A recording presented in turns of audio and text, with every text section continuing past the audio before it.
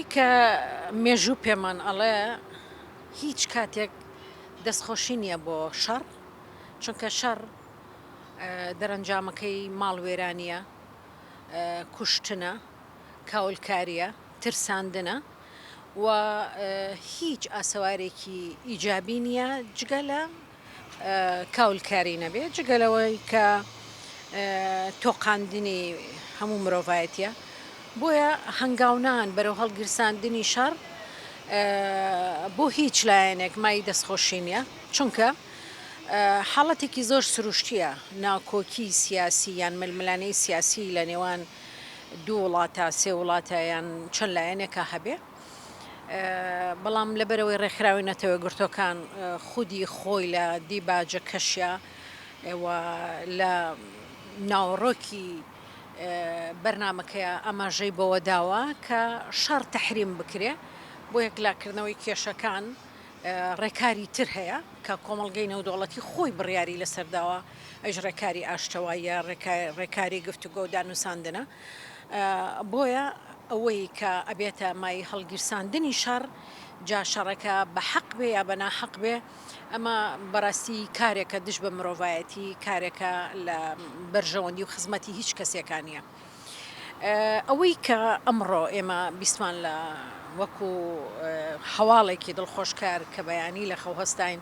هەواڵی ئاگربەر لە نێوان لایەنە شەڕکەرەکانە، بەڕاستی تۆ هەر بە سیمای خەڵکەکە بەیانی کە سیمای خەڵکت بینیەوە جۆرێکی تر لە گەشتبینی و لە ئومێد بەدەم و چاویانەوە دیار بووە بە بەراورد بە دوێنێ شەو کە بینیمان هەڕەشەکان گەشتە ئاستێکی مەترسیدار هێرش بردن بۆ قەتەر و هەڕەشەکردن لە عێراق و لە کوێت و لە وڵاتانی تر کە ئەمە وای کرد خەڵک لە دڵە ڕاوکەیە بژی. بەڵام ئەو هەواڵەی کە ئەمڕۆ هەواڵی ئاگربەر بەڕاستی ئەوەی کە پەیوەندیشی نییە بە شەڕەکەەوە هاوڵاتیەکی ئاساییە خۆشحاڵە لەبەرەوەی هەست ئەکا کە پریشکی ئاگرەکە بەری نەکەوتەوە یان لێی دوور کەوتۆتەوە.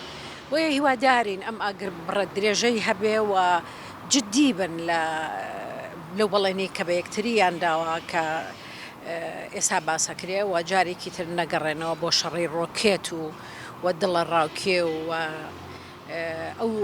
نائارامەی کە هەم سەرتاپەی کۆمەڵگەی نێودوڵەتی گرتوۆتەوە لە ڕووی سیاسیەوە، لە ڕووی ئابوووریەوە، لە ڕووی دەرونیەوە، لە ڕووی زۆر بواری ترەوە. هیوادارین ئەگەر بڕەکە جددی بێت و ئومێدێکی تیا بێت. لە جەنگە هیچ لایەنێک براوە نییە، چونکە کاتێک تۆ براوەی جەنگی کە خەڵک لێت ڕازی بێ، لەبەرەوە هیچ کەسێک دەستخۆشی لەو لایەنە ناکا کە تەنانەت دەگەر سەرکەوتوش بێ کە درێژە بە شەڕەدات و یان شەڕەکە هەڵە گیرسێنێ. ئەمە بەڕاستی لە بواری دیبلۆماسیەت و لە یاسای جەنگیشە کارێکی ناڕەوایە کە تۆ ئەگەر ڕابگەێنی بەڕووی خەڵکە، بەڵام جارێکی تر هێرش دەست پێ بکاتەوە و هەروها ئەو بەڵێنەی کە خۆیان داویانە بیشکێن و دەست بە هەڵمەتی هێرشکردن بکەنەوە. بەڕاستی ئەوەی کە زۆر گرنگە بۆ ئەوەی هەماهەنگیە کە بێ بۆ ئەوەی ئاگربڕ دەرەنجامێکی باشی هەبێیان هاانی لایەنە ناکۆکیەکان بدرێ ئەوەیە کە وڵاتان هەوڵ بدەن کەمترین ڕۆڵیان هەبێ لە گەرمکردنی ئەو ئاگرە، چونکە هەتا ڕۆڵی وڵاتان لە گەشەکردن و تەشەنەی ئەم شەڕەیە زیاتر بێ، شەڕەکە زیاتر لە کۆنتترۆل دەرەچێت. بۆیە زۆر گرنگە ئەو وڵاتانەی کەوا نیەتی ئەویان هەیە هۆکار بن بۆ گەرمکردنی ئاگرەکە لەو نیەتە پەشیمان ببنەوە، چونکە لە دەرەنجامە هەموو شەڕێک ئەبێ کۆتایی بێت. هیچ شەڕێک نییە هەتاکو و دنیایە بەردەوام بێ، بۆیە باشتر وایە لە کەمترین کاتە شەڕەکە کۆتایی بێت. ئێمە خۆزگەمانە خواست لە دوای 24 سەعات ئاگر بڕ ڕابگەێنرایە، نەک لە دوای 13 ڕۆژ. بۆیە ئومێدمان وایە کە ئەم ئاگر بڕە درێژەی هەبێ ئەویش بە هەوڵی دیبلۆماسی و نیەت پاکی وڵاتانی تر، چکە خۆت ئەزانی هەر لایەنێک کە چۆ شەڕەکەەوە زانی پشتیوانی زیاتری هەیە، زیاتر خۆی نمایشەکە بۆ ئەوەی بڵێ من براوەی ئەم جەنگەم. هیوادارین ئەوە نەبێ لەلایەن وڵاتانی ترەوە. ئەزمموی هەموو شەڕانی دنیا ئەوەی سەلماندووە کە بڵێ ئەوەی کە زەرمەندی یەکەمە لە شەڕا مناڵ بە پلەی یەکەم پاشان ژنان. ئەوە جگە لە کوشتن و جگە لەوەی کە کەسە ئازیزەکانیان لە پیاوان لەدەسەدەن ماڵ وێرانی و کاولکاریەکی گەورە بەسەر ژیانیان نادێ بەشێکی زۆر لە ژنان تووشی دەستدرێژی سێکسی شەبنەوە. ئێمە ئەزمموی زۆر وڵاتمان بینی بۆ نمونە لە یوغۆسلافیا لە ڕواندا لە دارفور لە هەموو ئەم شوێنانە ئێمە ژنمان بینی کە جگە لەو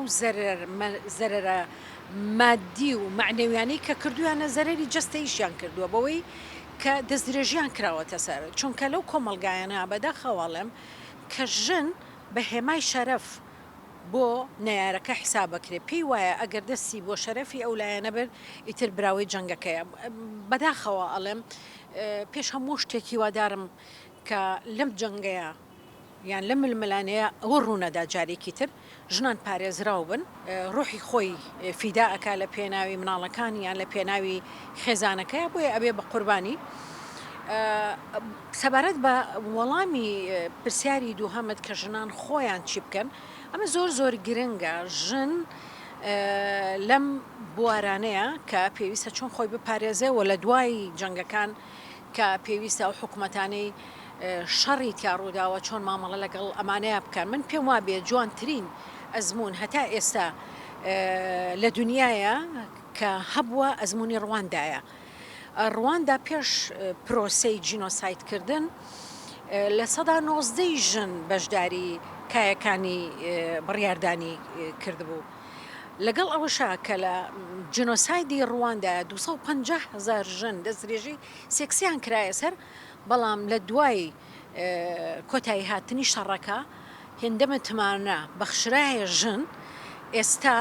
لە سەدا 60 بۆ 70 جونگەکانی دەسەڵات لە ڕواندا بەدەستژنەوەیە. ئەگەر ئێستا سەیری حکمی ئەو وڵاتە بکەی سەیرەکەی حکمێکە ڕۆژ لە دوای ڕۆژ ڕێژەی بێکاری کەمە بێتەوە ڕێژەی ئاوادانکردنەوە بەرزە بێتەوە ئاشتی و بەرقەراری تایە خەریکە ئەبێ بە یەکێک لە وڵاتە جوانەکان بۆ گەشت و گوزەر بۆی زۆر گرنگە لە دوای پرۆسەی جەنگ ئەو حکوومەتانە بەرنمەیەکی تایبەت بۆ مامەڵەکردن لەگەڵ ژنادا بنیان چکە بەڕاستی هەر کۆمەلگایەک کە تۆ بتەوێ ئاستی گەشەکردن و پێشکەوتنی بپێوی بە بەشداری کارای ژن ئەتوانی بڕیار لەسەر ئەوە بدەیت. ئەوەی کە لە ڕۆژهەڵاتی ناوەڕاستە ئەمڕۆ جێگەی گفتگۆ و مقۆیان بەڕاستی پرسی ئەتۆمی ئێرانە بە پلەی یەکەم و پرسی تیرۆرە لە ناوچەکەیە. ئەم دوو پرسی هەستیارن هەمیشە وەکو دوومەڵێک لە ناوچەکەیە هەر جارە و لە شوێنێکەوە هەڵ ئەتۆقێ و کاریگەری بەجێ ئەهێڵێ. بۆیە پرسی ئاشتی لەم دوو وڵاتە بەندە بەو دوو بابەتەوە. ئەگەر ئێران دەستبەرداری پرسە ئەتۆمیەکانی بێت وە بۆ مەسلەی ئاشتی و یا مەسلەی خزمەت گوزاری بەکاری بێنێ ئەمە مەسلەیەکە کە ئەویش ئاژانسی وزەی ئەتۆمی ئەتوانێت بڕیاری ئەوە بدات و خاڵی دووهەمیش ئەوەیە ئەم حکوومەتانی ئێستا ئیدارەی وڵاتانی ڕۆژهەڵاتی ناوەڕاست دەکەن دەستبەرداری تیرۆر و پشتیوانیکردن من لە تیرۆر ئەو کاتە ئەتوانێت ئەم ناوچەیە بە ناوچەیەکی ئارام لە قەڵەم بدرێت و دوور بخرێتەوە لە شەڕ و مەلملانی سیاسی.